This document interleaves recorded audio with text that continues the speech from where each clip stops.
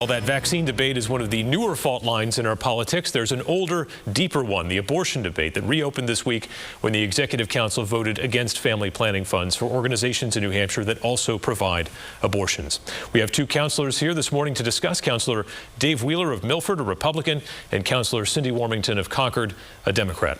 Starting with you, Councilor Wheeler, you've been a pro-life, anti-abortion force on the council for a long time. Explain why you believe it was inappropriate to award these contracts, even if they aren't specifically about abortion. Well, these contracts simply did not follow the new state law that says no funds shall be awarded to any reproductive health facility. They just didn't follow the law, and they don't comply. So that was the first reason why we couldn't award these contracts. The contracts were not separate family planning services from abortion services. There was 2,000 pages of information given to us, but it did not prove that the facilities would be separate like the law requires. Councilor Warmington, you were the lone vote in favor of these contracts. Explain your position here.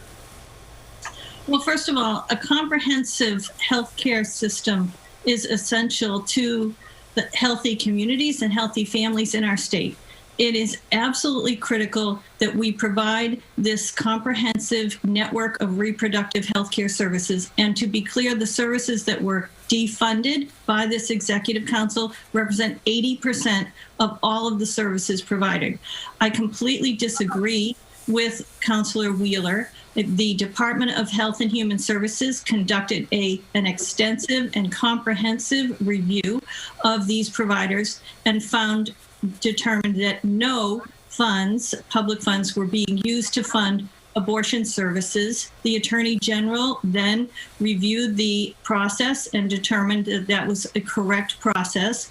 Councilor Wheeler is incorrect in suggesting that the law requires more. He is simply using this as a means to forward a political agenda, a political anti-abortion agenda. These contracts have nothing to do with abortion services. These are preventative care services, cancer screenings, contraceptive care, sexually transmitted disease diagnosis and treatment, and other family planning services. These are not abortion services.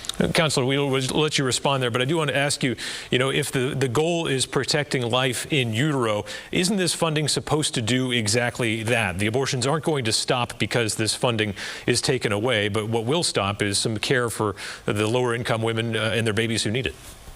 The issue here is, will taxpayer dollars be used to subsidize the abortions?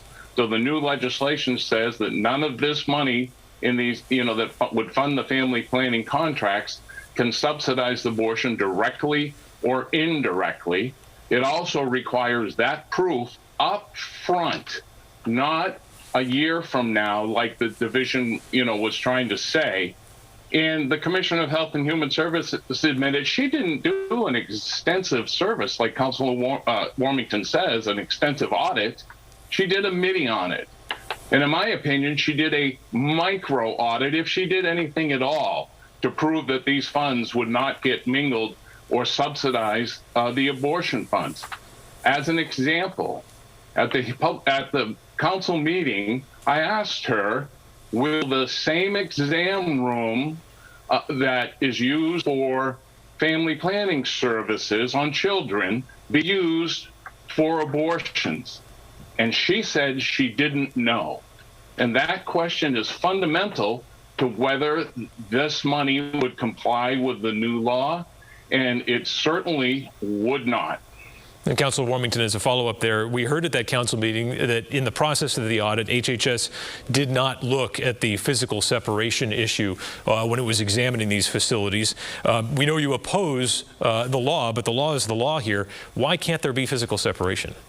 The law doesn't require physical separation. The actual purpose of the law is to ensure that public funds are not being used to fund abortion services. The legislators created the statutory mechanism to make that happen, and it does not require physical separation. It requires financial separation that has been proven by the audit process, which Councilor Wheeler is incorrect, and the Attorney General testified he's incorrect, that process actually has to be done at the end of the contract period.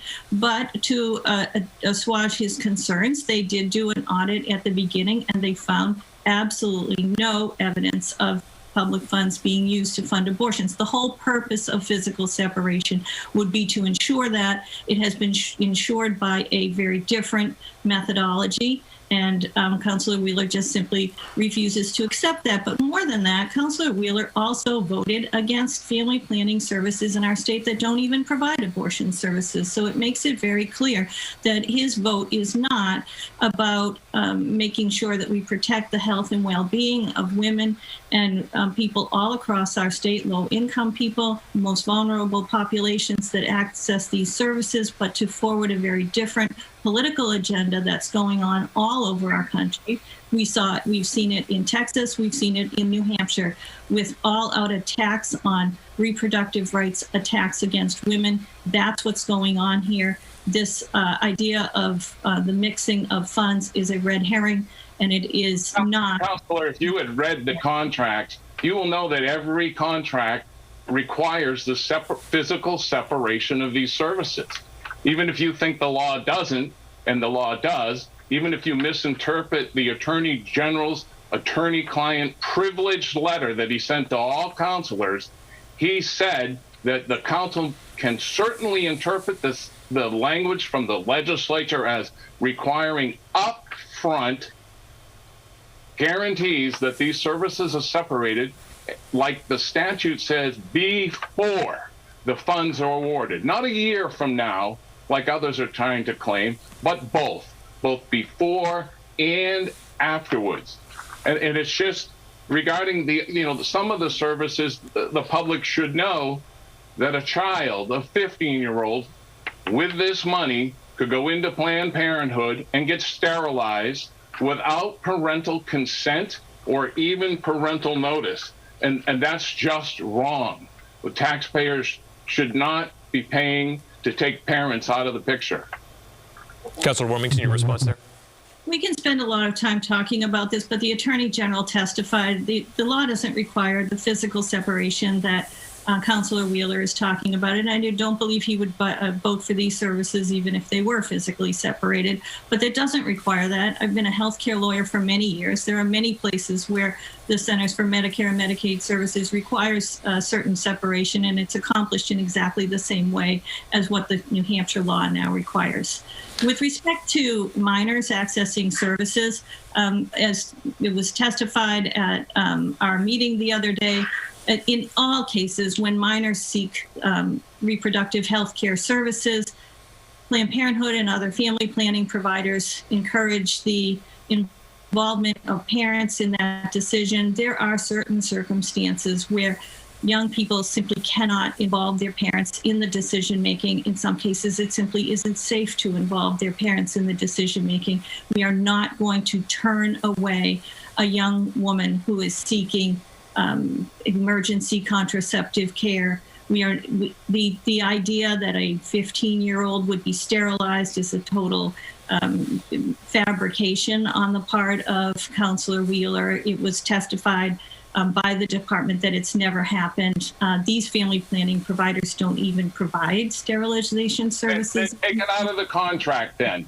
Why would you put it in the contract if you're never going to do it? That children can be sterilized, that children can access any of these services without parental consent. Take it out of the contract.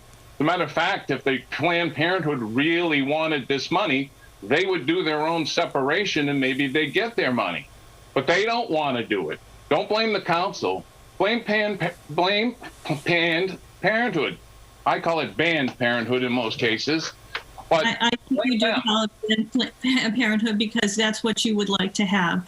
But this is a distraction. This is something that's never happened. This is something that never would happen. It's a totally fabricated hypothetical created by Councilor Wheeler because he seeks to defund Planned Parenthood and take away a network of healthcare services that provides protection for families and communities. So just to be clear, by defunding these services, this means we're going to have delayed diagnosis and treatment of cancer, breast cancer, cervical cancer, other cancers. That means people will be diagnosed later in the disease process. They will access care. It will be more expensive and it will be less treatable with more negative outcomes. The Commissioner of Health and Human Services testified that this defunding these services would harm birth outcomes because we know that a comprehensive network of reproductive services creates healthy communities and healthy families. And we also know that it works.